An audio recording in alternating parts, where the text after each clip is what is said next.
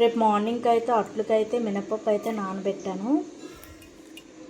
ఇది వచ్చేసి రైస్ అండి, రైస్ కూడా నానబెట్టాను నేను. ఇది మినపప్పు ముందైతే రుబ్బేస్తాను, ఇది గ్రైండర్లోనైతే వేస్తానండి. అలాగే ఇది మిక్సీలోనైతే వేస్తాను. అలాగే ఇందులో కొంచెం శనగపప్పు అయితే వేస్తున్నాను, అట్లు కొంచెం క్రిస్పీగా వస్తాయి అన్నమాట. అలాగే కొంచెం మెంతులు వేయడం వల్ల అట్లు బాగుంటాయండి, మృదువుగా ఉంటాయి. ఇంకా మార్నింగ్ లెగ్గానైతే అట్లే వేస్తాను. ఇది వచ్చేసి నిన్న నైట్ నానబెట్టేసి రుబ్బేసాను. కర్రీ అండి, బంగాళదుంప బఠానీ కర్రీ అయితే చేస్తున్నాను. ఇవైతే కాబూల్ బఠానీ రాత్రి నానబెట్టాను. చూసారా ఎంత బఠానీలు అయ్యాయి, పెద్దవి అయ్యాయి, బాగా నానాయి. మనం బఠానీ వండుకున్నప్పుడు అయితే నైట్ అయితే నానబెట్టుకోవాలి. ఇవి నైట్ అయితే నానబెట్టాను నేను. అలాగే కర్రీ అయితే అవుతుంది, కాబూల్ బఠానీ బంగాళదుంప టమాటీ కర్రీ అండి.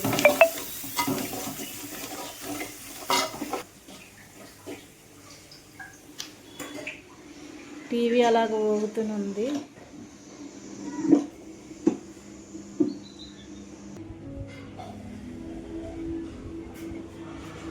ఇద్దరైతే బయట కూర్చున్నారు.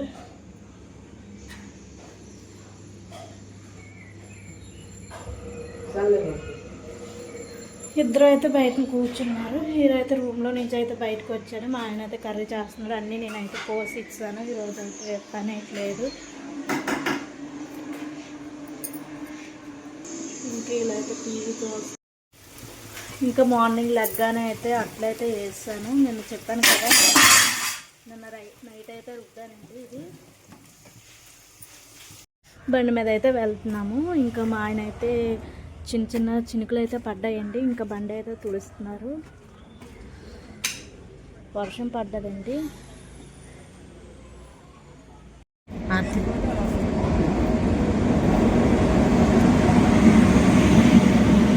ఆడదాయ తోలేస్తుంది సైతు, ఆడదాయ తోలేస్తాం. అప్పుడు ఆడ తోలుతాం, దీవెలట్టు ఆడదాయ తోలేస్తాం. పొట్టుకుంది, దీనంత ఉంది. ఎక్కువే ఉన్నాయి, అవి తగ్గిపోయి అన్నాను, తగ్గలేదు. ఇప్పుడు అన్నీ ఉన్నాయి. చిన్నప్పుడు లెక్కెట్టుకునే వాళ్ళమే, గుర్తుందా? ఇప్పుడు లెక్కెడదాం అనుకున్నా వెళ్ళి అలా లెక్కెట్టుకునే వాళ్ళం చిన్నప్పుడు. సీతాలు ఇంటికి వెళ్ళి అక్కడ లెట్టికి వెళ్ళిపోయి గుర్తుందా? పట్టాల మీద వెళ్ళి వాళ్ళం తెలుసా? సొంగొట్టుకొని లెట్టికి వెళ్ళి ట్రైన్ లెక్కెట్టుకొని అన్నీ తెంపుకొని చేసుకోండి. చిన్నప్పుడు బాగుండేది కదా లైఫ్ అంటే. అదే చాలా ఎక్కువ ఉన్నాయి దీనికి పెట్లు.